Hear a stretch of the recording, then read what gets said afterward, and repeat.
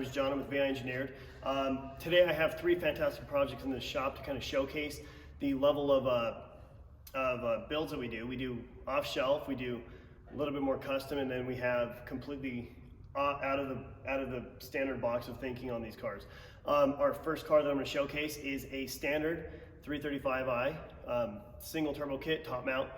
It's our standard off-shelf item that we sell, and we've sold about 120 of those now. And then I have a car that's got a modular turbo system that puts the turbo out the hood with a titanium exit exhaust. Now that customer wanted something that was kind of off the wall, something that you don't see very often, and also a showstopper. He wanted something that he could show up to a car meet or a race event and everybody flocks to because it's so cool and something that you just don't see every day. That car is here, and it's fantastic. I really enjoy that car. It shows a level of craftsmanship when it comes to titanium welding.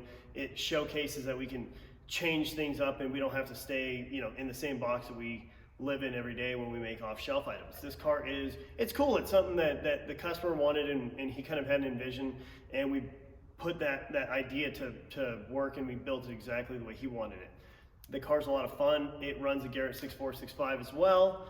And then we have my car here, which is it's a rear-wheel drive 335 with a twin turbo top mount system. This is something that I had wanted to do for a long time. When I first got into the marketplace, I realized there was nobody with a top mount twin setup, so I decided to build one that was a completely different train of thought as to how everything was put together on these cars. Nothing's off shelf on this vehicle. I've built everything in house. Everything's been designed in house, and it runs fantastic. I drive it all the time. I go grocery shopping. I take my kids in it. It has all the same creature comforts that it would normally. It doesn't stink like exhaust. It's just a fun car, and it's well put together. I really enjoy this as a commuter, and it makes gobs of power. It's got a huge power band. The 260 pound-a-minute turbos actually spool very quickly compared to what I was initially anticipating.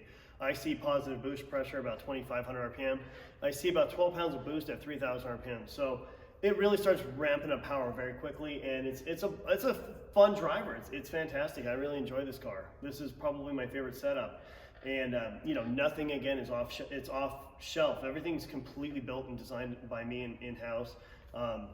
Me and my tech Nate went through, and he helped me design parts of this vehicle that allow it to be a well-rounded car that fits under hood, and there's no frills to it. When you look at the car outside, it looks like a completely OEM car, and it sounds very OEM too, as far as a larger exhaust. I mean, you'll never be able to tell it's got twin turbos on it. So keep watching, and we'll go through, we'll showcase all three cars here and kind of break down what the builds involve.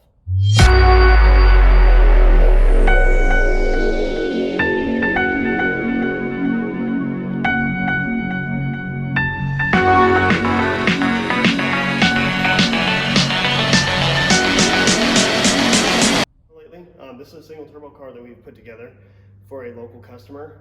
It's got our standard off-shelf 6465 Garrett GTW ball bearing turbo. Standard kit. It's got top mount turbo with all braided lines going to it, 3-inch downpipe that goes to factory style exhaust connection.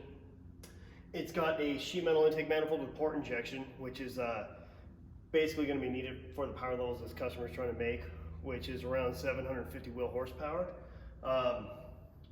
This is kind of a no frills car. It's off-shelf items put together in a clean manner. Everything's nice and neat and new. This car is set up more for daily driving and also being able to have reliability as well. This is our typical customer car that we have in. Also one of my favorite cars to put together because everything goes together so well and everything works together so well that it's become a winning formula of vehicles we put together over here. It has factory cowl. I mean, it's very, very drivable in all conditions. Doesn't matter what weather, doesn't matter if it's too wet, everything's protected on the backside of the valve cover, coil-wise and injector-wise. This will make for a fantastic street car. It does have a Vangeon clamp charge pipe with a tile blow-off valve, which is one thing that I always encourage my customers to get because it eliminates the last OEM style union that these cars come with, from the throttle body to charge pipe, which is a pretty poor design in my opinion. The O-rings like to leak, and the clip is just not a very good setup when you're making real power and you don't have rubber flexible charge pipes. This car will do exactly what it's built to do, which is go fast and do it with ease. It's a fantastic car. I really enjoyed this setup. It's off shelf and it's such an easy setup to do. You could do it at home. You could do it with your professional mechanic that you work through. Anybody that you work with can do this if they have a pretty good idea of how to put together cars. Now, this is again one of my favorite setups. I ran this style setup on my personal car for about a year, and then I changed it up and went down to a bottom mount to do a little bit of testing. But with that being said, the top mount system with a single is probably my favorite daily driver car I've had so far with this in this platform.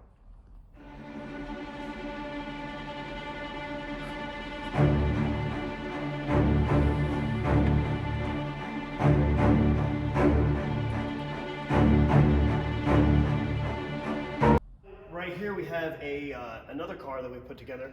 Now this is a little bit more wild.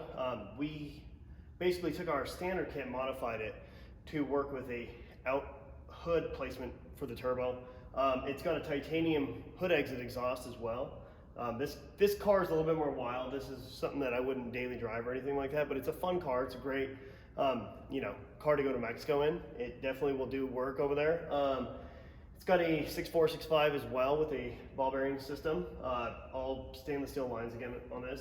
This one is a little bit more involved on the setup because it does obviously exit the hood, which is pretty wild. Not our typical setup, but we can make these the way you want. This one has a catch can and expansion tank combination that we make with an all aluminum charge pipe coupled with a Vi.Engineered clamp as well. This right here is a very, very well thought out setup in terms of cleanliness and how everything was laid out. It's personally one of my favorite cars we've done so far because it is off the wall. It definitely is something that you don't see every day on a 335. This is a rear-wheel drive car as well. Now this car right here is preliminarily set up to make 750-ish horsepower. The customer is going to be doing a built motor, so he wants to make a lot more power. With that being said, going turbo out the hood, now this allows for larger turbos in the future if we decide to go that route. This is it's a really cool car. It's a lot of fun. People love to look at it. People love to ask questions about it. It's definitely an attention grabber. Now this car again is currently on a stock engine, but it'll completely max out the power that the engine's able to put out, and it'll do it with ease. It's a very efficient setup. It makes a lot of power and it spools extremely quick for what it is, especially extending the manifold to go out the hood.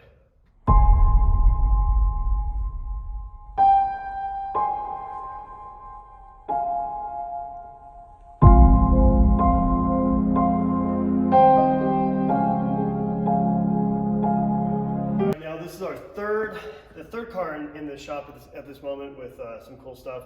This right here is my personal 335i.